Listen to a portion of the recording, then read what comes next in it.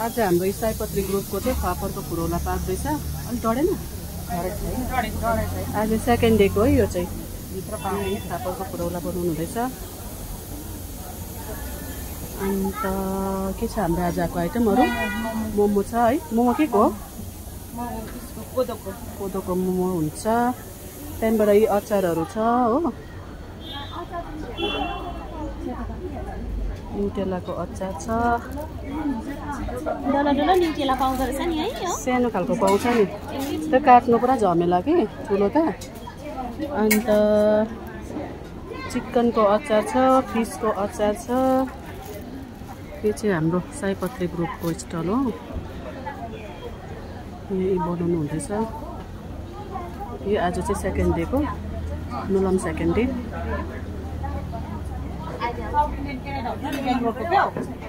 यता सेलरोटी पाक्दै रहेछ।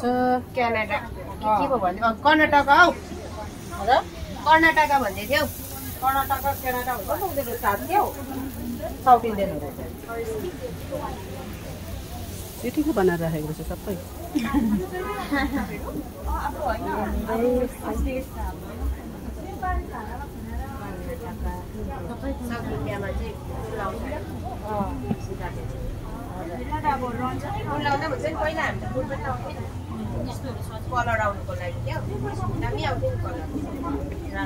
कोदोको पिठो, मकैको चामल,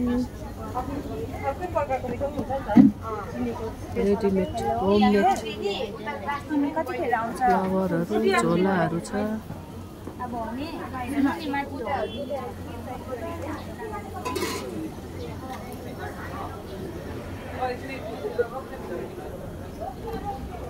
लेभेन्डर ग्रुपको यहाँ छ। यहाँ हुनुहुन्छ दिदी।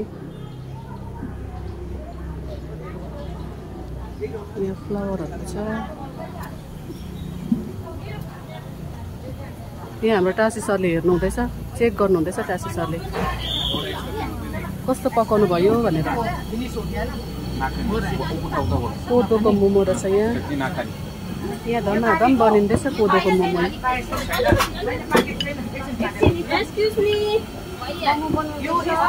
यहाँ सेलरोटी पाक्दैछ है। चिटिक चिटिक परेको।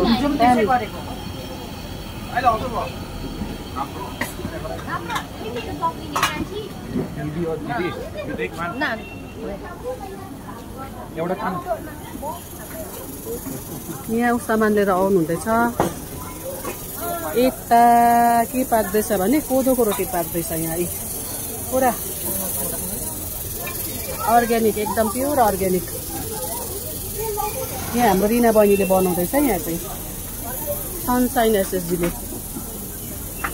मक्कामा चिया लिन सक्नुहुन्छ। अचारहरू छ। यहाँ मोमोको लागि रेडी रहेछ।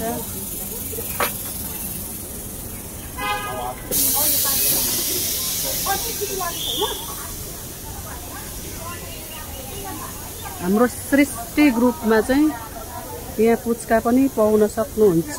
यता के बनाउनु हुँदैछ? के को मोमो? कोदोको मोमो बनाउनु हुँदैछ।